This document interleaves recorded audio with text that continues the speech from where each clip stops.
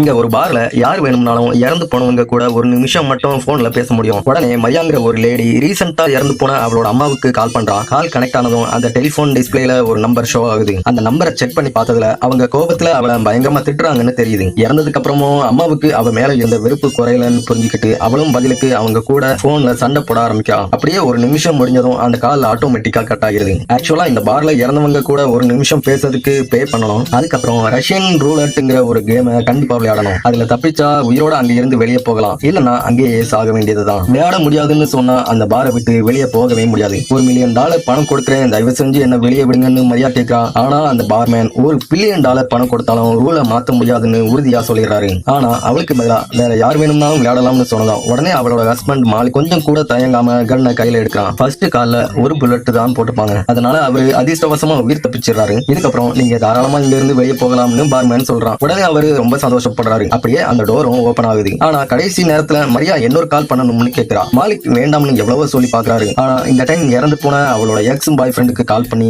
ஏன் என்ன விட்டுட்டு போனன்னு கேட்கணும்னு சொல்றான். அது தெரிஞ்சாதான் அவளோட ஹஸ்பண்ட் கூட நிம்மதியா வாழ முடியும்னு நினைக்கிறா. கால் கனெக்ட் ஆனதும் அடக்க முடியாம கண்ணீர் விட்டு அழுறா. அவளோட எக்ஸ் பாய் ஃப்ரெண்ட் இதுக்கு முன்னாடி அவளை எவ்வளவோ அடிச்சு கொடுமைப்பட்டிருந்தாலும் இன்னும் அவளோட மனசுல ஒரு ஓரத்துல அவனை லவ் பண்ணிட்டு தான் இருப்பான். மாலிக்க அவ லவ் பண்ணலனாலும் அவரு ஒரு பெரிய பணக்காரங்கிறதால தான் அவரை மேரேஜ் பண்ணணும்னு ஒத்துக்கிறா. அப்போ ஒரு நம்பர் ஷோ ஆகுது. அதுக்கு அர்த்தம் என்னன்னா, அப்படின்னா நீ அவரை விட்டுட்டு என் கூட வந்துருன்னு இறந்து போன அவளோட எக்ஸ் பாய் ஃப்ரெண்ட் கூப்பிட்டுருப்பான். பதிலுக்கு அவ நான் இன்னும் உன்னதான் லவ் பண்ணிட்டு இருக்கிறேன்னு சொல்லும் போதே ஒரு நிமிஷம் முடிஞ்சு போகுது. அதனால அந்த காலம் கட் ஆகிறது. இதனால திரும்பவும் அவரு பணம் கொடுக்குறாரு. ஆனா இந்த டைம் சேம்பர்ல 2 புல்லட் இருக்கும். மாலிக்கு எல்லா உண்மையும் தெரிஞ்சதுக்கு அப்புறமும் தன்னோட குழந்தைகள் அம்மா இல்லாம வளரக்கூடாதுங்கிறதுக்காக அவரோட உயிரையே பணயம் வைக்க முடிவு பண்றாரு. அப்படியே ட்ரிகர் 2 டைம் அழுத்துறாரு. அதிர்ஷ்டவசமா இந்த டைமும் உயிர் தப்பிச்சிடறாரு. இதுக்கப்புறம் குழந்தைகளுக்கு எந்த பிரச்சனையும் இல்லைன்னு நினைச்சு அமைதியா அங்க இருந்து கிளம்புறாரு. ஆனா மரியா இப்பவும் ஸ்டாப் பண்ற மாதிரி இல்ல. 3வது டைமா இறந்து போன மாலிக்கோட அம்மாவுக்கு கால் பண்ணணும்னு சொல்றான். அவங்களோட மேரேஜை எதிர்த்த மாலிக்கோட அம்மா கிட்ட நீங்க நினைச்சது தப்பு, நாங்க 2 பேரும் சந்தோஷமா தான் வாழ்றோம்னு சொல்லணும்னு சொல்றான். மாலிக்கும் அதுக்கு சம்மதிக்கிறாரு. ஆனா இந்த டைம் சேம்பர்ல 3 புல்லட் இருக்கும்னு பார்மன் அவர்கிட்ட வார்ன் பண்றாரு. ஆனா மரியா கொஞ்சம் கூட கவலைப்படல. எப்படியும் உயிரை பணயம் வைக்க போறது அவளோட ஹஸ்பண்ட் தான் கூலா இருக்கிறா. ஆனா கால் கனெக்ட் ஆனதும் மாலிக் அவர்கிட்ட எதுவும் சொல்லாம அமைதியா அந்த பார்ல இருந்து வெளியே வந்துடுறாரு.